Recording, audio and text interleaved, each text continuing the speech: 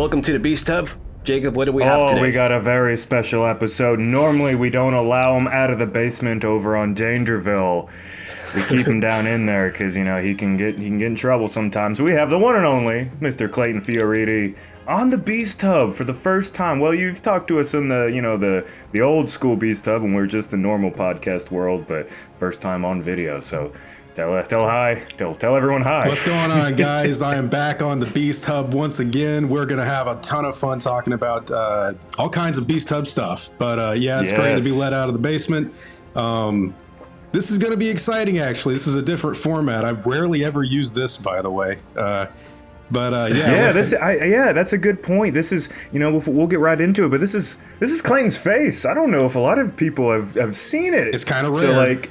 Ha! There you go. This is Clayton. There he is. He looks exactly how you would expect. So anyway, let's get to the topic. Yes, sir. So we have 4 deaths for you guys, and these are the deaths that the Jurassic franchise didn't have the balls to show you on screen, but now we do, and we're going to show you guys, and we're going to try to explain it to the best we can. So Clayton, what do we have today? What's number 1? Okay, is number 1 the most gruesome? Is that what you want me to start with? Well, let's go from least gruesome to most gruesome. Let's save the good stuff to the end. So what I want to do, you said 4. I've got a runner-up. I'm actually not going to include the baby that gets killed in the first book because we don't really get much description. True. It is very, that's shocking. It's one of the craziest things ever in the Jurassic Park novel.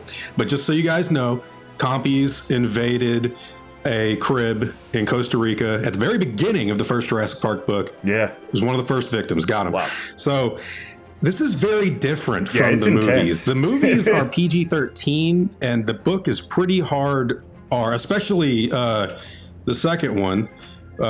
Lewis Dodson loves the F word. Yeah, it is. Yeah, there's a lot of like really deep, dark stuff in the books that you don't get. Like you don't have that lighthearted kind of Steven Spielberg kind of like kid kind of vibe in a lot of ways. Mm-hmm. Like, I mean, their people are being horrible. There's so much more. It's like Game of Thrones a little bit more. There's like backstabbing, and of course the dinosaur kills are way more detailed, way more like descriptive and kind of grody. Like he just said, the baby kill. I mean, they come in and they eat a baby alive. Well, like the babysitter comes in the door and she's like, oh my god, there's just a little baby carcass, and like showing kids or babies dying, it's a no-go. It's a no-go and like, stuff like that. But even in like a pet cemetery, you just see like the truck runs somebody. They don't actually show something like that. And like with the book though, if we get that out of the way, so 4 coming up at you, I would say the least gruesome out of the ones I have selected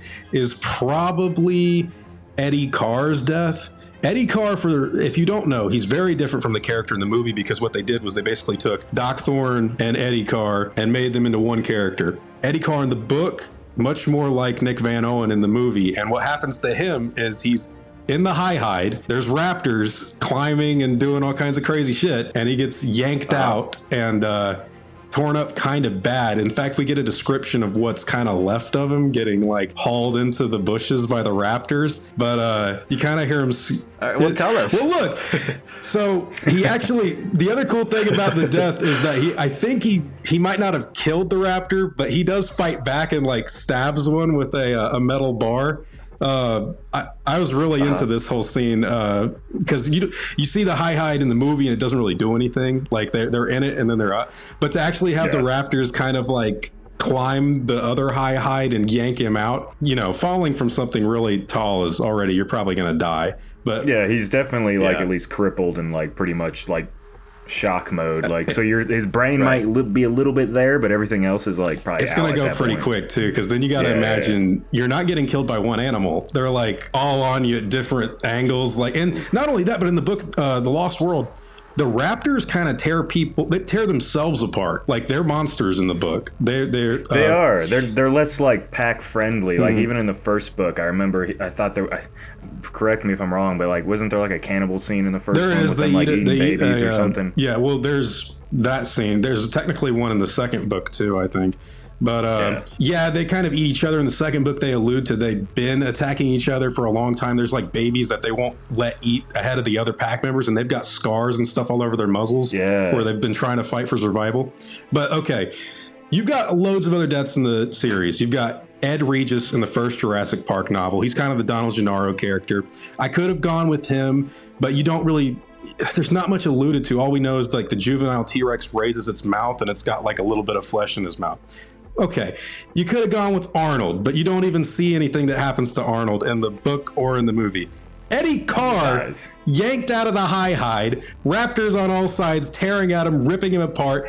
The people have to turn away, and then when Arby, the kid, gets stuck in the predator cage and the raptors like take him off, Eddie Carr's body is just like slowly pulled into the bushes where it's ripped apart. Like, to me, that's pretty gruesome, like comparatively to the other ones dark. that you get information on. In the books, like the raptors are cool. They're threatening in the movies, but they almost come across a little bit too human-like in the movies. But in the books, they act like you ever watch like Pitch Black with Vin Diesel, or like those monster like alien attacks to where it's like usually like a few survivors and then they get like ripped apart brutally by this like dark force that just comes and they get ripped. The raptors are much more of like monsters in the books, like just demons, like snatching you and doing horrible stuff with you. Yeah, they're all Indoraptors. Yeah, they're kind of like, you know, the one scene in Jurassic Park 3 where what's his face, the dude from Air Bud gets clawed in the back. He gets clawed in the back and they use it as like a trap or whatever. Imagine that times like 50, and that's them in the books at all times. They're just like much they're more hardcore, brutal. man. I think my favorite, hardcore. My favorite scene of the raptors in the actual movies might be, there's a scene in the first movie where Grant is like, the door locks, Ellie boot up the door locks, and when you pan up and see the raptor just like staring at him through the glass. And then it looks down and grabs the handle. Anyways, next up, we'll do the chocolate bar death. Howard King in the Lost World is walking through some long grass. And the whole book, he's kind of like trying to relax. He's got like this chocolate bar with him. You know, he's like an intense situation, right? And then here comes some raptors. Now, the raptors attack this guy. He almost gets away. They jump on him. They tear him apart. It's not like the movie where there's like loads of hunters. It's just this one dude. Meanwhile, the people in the hide are actually watching all this shit go down. He gets torn apart and his head ripped off. And you can kind of see the description of the head being like, I don't think it was just the head. Realistically, it's probably more like dangling from the raptor's mouth.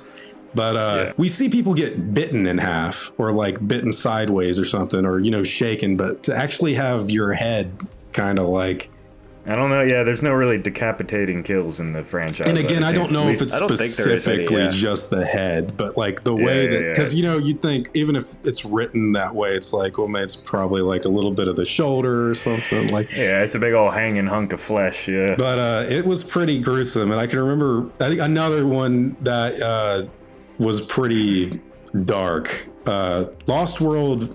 It's really weird too because Klayton knew that one would be turned into a movie. And he didn't. It's almost more violent than the first one, and he knows that one was PG-13.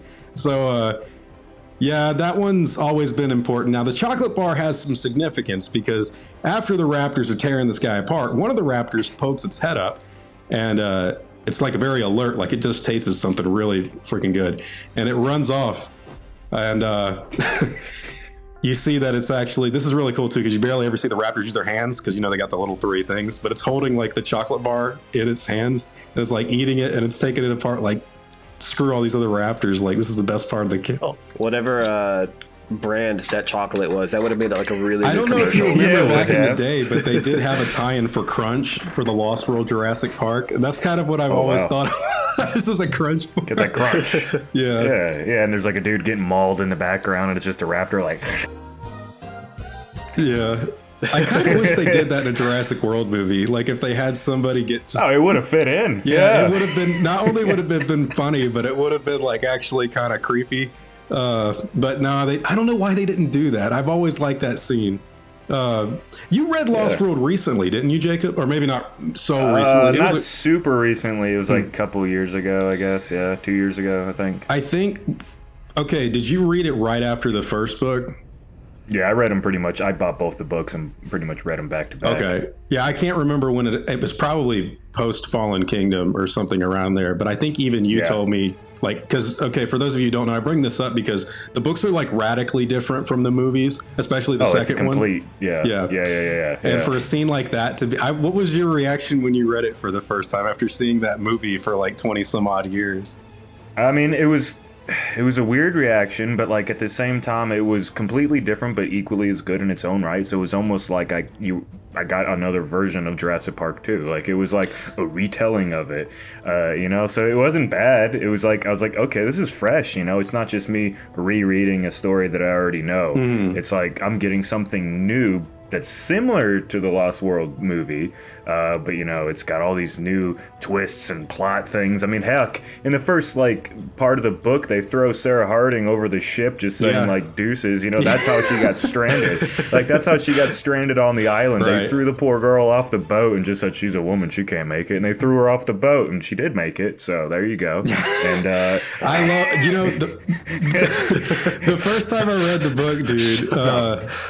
The first time I read the book, I thought it wasn't as good as the movie, but that's because I grew up watching that movie like over and over again. Yeah, I honestly think the movie's still better than the book, but like the book has a lot more like you know, like these brutal kills and like stuff. Like the book seems more sporadic. It's like all over the place. The book doesn't have rolling tempo, so immediately it's like not as cool, right? But the thing about the book, though, and this is both books, they both have like a good set of really violent, not even necessarily kills, gruesome kills, but after the fact, you have people picking up like severed body parts in the jungle. You're like, well, looks like the compy's got this. Throw it in the back. Let's go. Yeah. There's a lot more just like ripped flesh, and like just you hear him talk about it more and more than, you know, in the movies. They just like, you see someone getting like chewed on, and they're like, ah, yeah, and they cut away. Off. But in the book, they're like, he felt his freaking flesh ripping off, and like it's written like horror. Describes it. It's totally written like horror, yeah. And like there are loads. I know some people are going to be upset that I'm not choosing some of the other ones because they're like the baby, for example, or George Basilton that gets his arm ripped off. But you got to understand, one of my favorites is Diego at the beginning of the Lost World, and we don't even know what happened to him. We just see the foot of the Carnotaurus like step down and him scream. And people are like, who the hell is Diego? It's like, okay, well, I'm not even going to like get into it. But anyways, that's what I think of numbers 4 and 3. Number 2, you already mentioned Dr. Wu's death, which should have been in Dominion. And it's a disgrace that it's not in the movie. But another raptor kill. So Dr. Wu in the first Jurassic Park is with Ellie, Muldoon, and Malcolm. Malcolm is incapacitated. I think Jerry Harding's still there too, trying to like administer some medical help. He goes outside for like a brief moment, not even his whole body. And Muldoon is noticing like, yo, he should not be that close to the door with all these raptors. And he gets yanked out. And he talks about them spilling his intestines and you are alive when they start to eat you. And that's kind of what happens to Dr. Wu. And it's rough as hell because it's funny because right at that moment, Dr. Wu was thinking about like, you know, his science and how cool he is and shit. And he just he gets yanked out, cut. They're ripping his guts out and he's like trying to push the snout away. Like, and you can imagine what's going through your mind at that moment. Like, I'm gone, but like must stop. Yeah. It's pretty gruesome. I don't know. One of my issues with the last movie, those Atrociraptors could have been prime candidates for this kind of kill, and they kind of show up and disappear. But with a lot of dinosaurs to show up and disappear. But you know, I don't like the whole Henry Wu redemption arc. I thought that it was very rushed, and I actually would have loved for them to adapt this because if you're gonna redeem him, why not let him go out like a memorable character? I mean, he does some heroic thing and then he's like, yeah, dude, just imagine, just imagine seeing Dr. Wu. He's earned his death by this point. They don't got nothing to worry about, like no backlash. Dude, it would have been great. Yeah. By the way, there's a lot of intestines getting eaten and ripped up when it comes to the Michael Crichton books and dinosaurs. But yeah, I think he likes that stuff a little bit. Well, have you ever seen Congo? The movie Congo.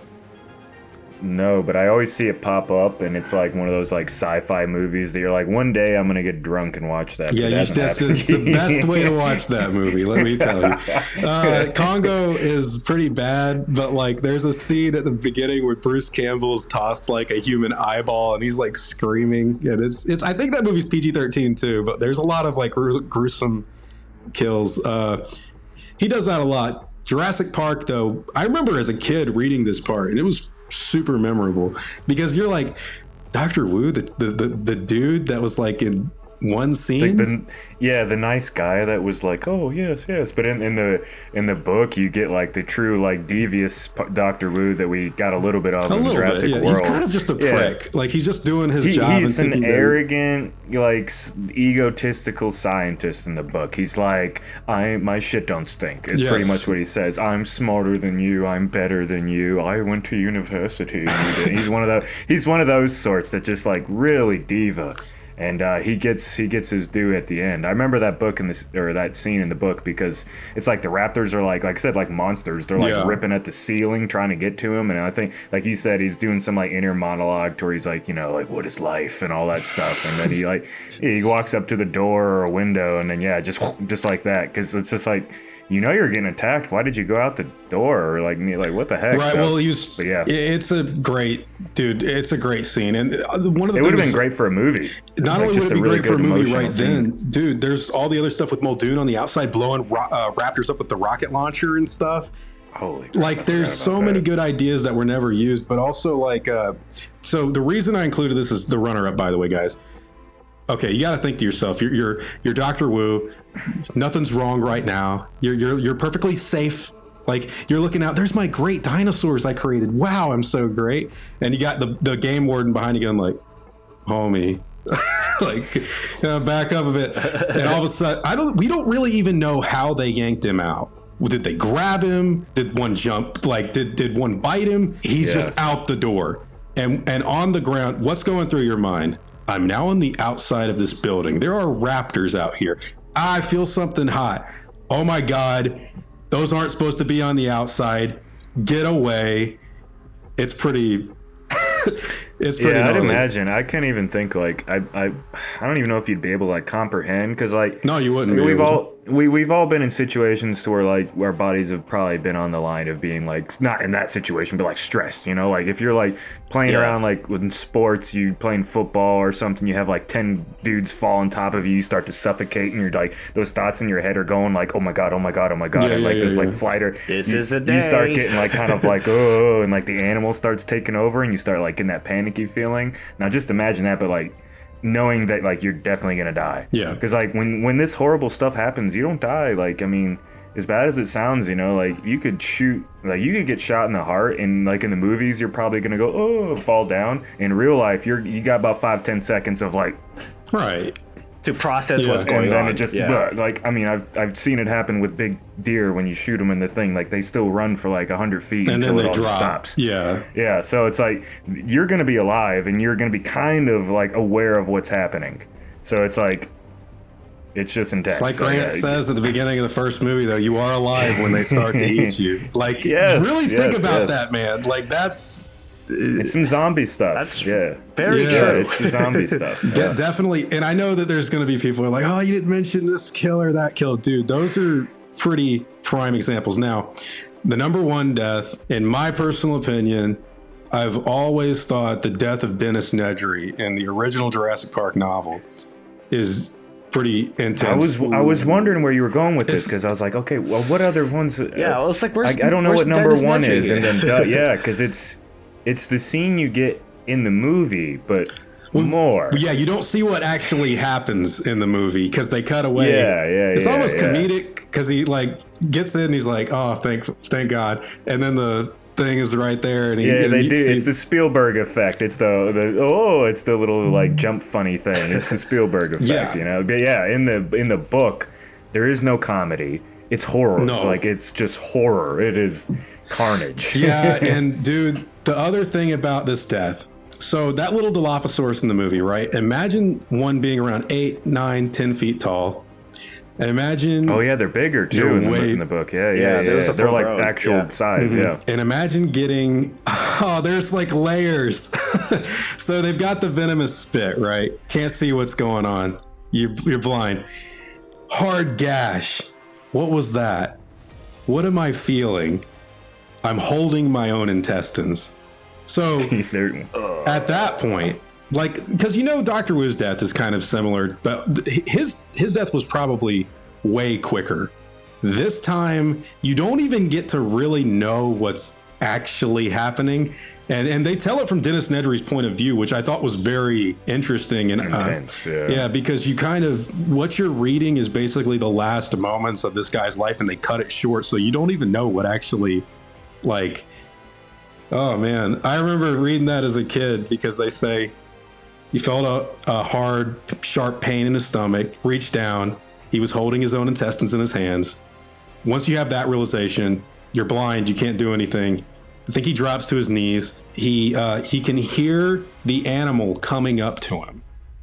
So and remember, Dennis Nedry doesn't really know much about dinosaurs. He's just there. Yeah, he knows a little bit. He's like, oh yeah, that might be that motherfucker. But anyways, like, he feels pain on both sides of his head, and then he gets lifted off the ground. I don't know if at this point he's still trying to hold his intestines in. But the last bit of that chapter is like, yeah, like that, yeah. Yeah. Like that. Oh, man. He's just like... Sorry, Godzilla fans. Yeah. Dude, the way they ended is just like, he knew that it would all be over soon, and that's all you get. And, like, you got to imagine, they're, like I said, the venom... blind, not really, and it's got that kind of alien feel. Like, what is this creature? How does it act? What is it doing? And then to know these are not supposed to be on the outside of my body. Like, this is not good. Was he still a heavyset guy in the book? Yes. Okay, so imagine that too. So like when he got slit, like guts. It had, well, it's the fat. Like, Newman's. It's the fat. Newman, the guy from whatever Seinfeld TV show, Seinfeld. That's what I always call him, Nedry. Like, you got to think, like, let's just say that the actor playing him was the guy in the book. Like, no offense to him, back in those days, he was pretty fat. So like he still is.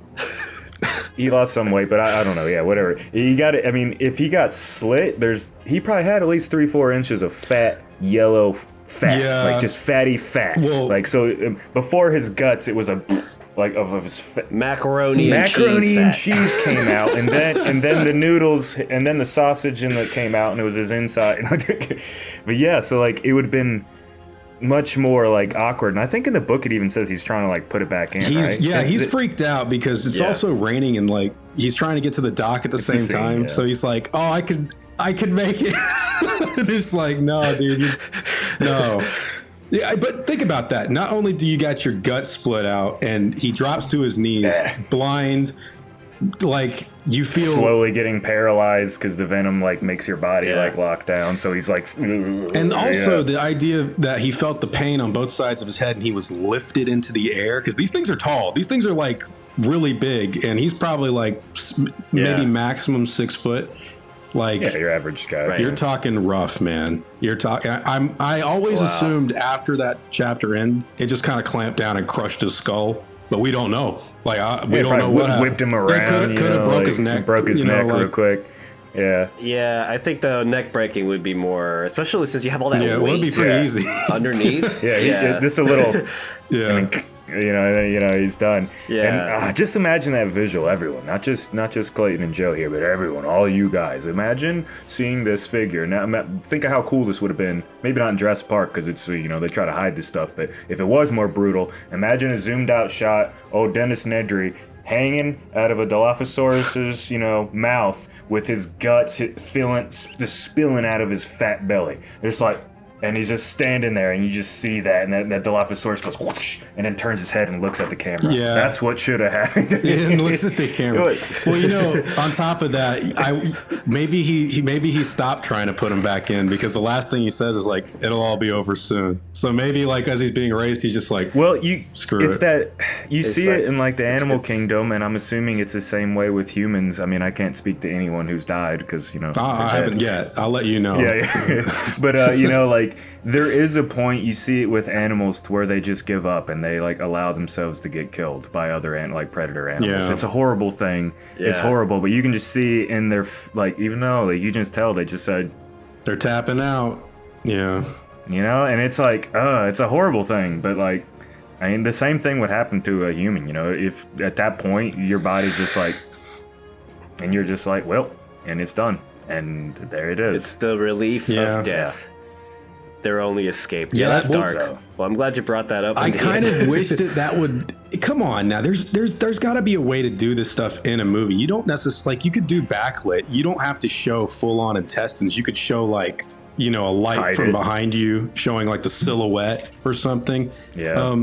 I've always wondered why they neutered some of the death scenes in these movies. In the whole Jurassic World trilogy, I mean, I guess we did get some pretty good ones in the first movie, at least with blood, because there's no blood in Dominion. Well, I take that back. There's blood on the deer, like when like they're like that's ridiculous. Come on, man. Yeah. But yeah. yeah, I get they don't want to be R-rated, understandable. But if they do like a live action TV show or something, I would love to see an adaptation of any of these deaths I've brought up, or even more, man. Like there's loads that could be not only dark and interesting, but also they could be executed really well. Dodson at the end of the Lost World book is thrown in the T-Rex nest, and he kind of gets like a piece of flesh like taken from him, and he sees it in front of his eyes. Like there's loads of stuff, man. Yeah, they definitely tamed that down, and I don't know if we'll ever get it in the Jurassic franchise, but maybe one day if they do like a spin-off series, I think everyone would love that. I think, that's the reality of a dinosaur world. Like Dominion in the most recent movies made it seem like it's just this big old like it's fine. Everything's all plastic. If you get bit by a T-Rex, you just die. You don't get, you don't pee yourself, you don't poop yourself, you don't start throwing up, you don't have your juices get ripped out and thrown everywhere. Well, guess what? If a dinosaur bit you in half, it's going to be nasty. Yeah. It's gross. Well, look, it's blood, pee, everything, body fluids. I've never understood like why they tamed things down so much when they, realistically they went bigger in scope, because it's not just an island now, it's like all over the world. But you'd think it'd be the opposite direction. They'd go more intense. But yeah, I don't know, man. I would love to see like better adaptations of the source material someday. I'm not really sure I want a remake or a reboot, because I like Jurassic Park and the Lost World a lot, and I don't want them kind of erased, you know what I mean? But I do think you brought up Udesky's death in Jurassic Park 3, and why we don't I'm not a big fan of the head snap, because I feel like it's a little silly, but the toe claw going into his back is intense and realistic. It looks really cool. So yes. I think they could do that, and hopefully we get that after the backlash that they've gotten a little bit here from the goofiness of the Jurassic franchise recently. So hopefully they get back on track and we get some more of those awesome book-style death scenes in the future of the Jurassic franchise, whatever it may bring. Klayton, thank you so much for coming on and telling us about your badass stories, dude. That's good. Like, I knew you'd be so good at detailing them. Like, I remembered them, but I know how much you get excited talking They're about them. fun. So. Yeah, well, it's great to be on this amazing platform you call Beast Hub, and it's very fun. I have a question for you guys. Okay. What do you want from the future of the Jurassic Park movies? Very short, I guess, because you're kind of closing it out. Yeah, I want more death and more gore. I want the dinosaur. I'm a simple man. I want more realism. Yeah, that's what I was going to say. I want the dinosaurs to act like animals again. Enough of this goofy monster, like, cartoon character crap. Make them act more like animals again. You heard it, animals Universal. Are scary. You heard it. You heard it from a lot of these influencing people.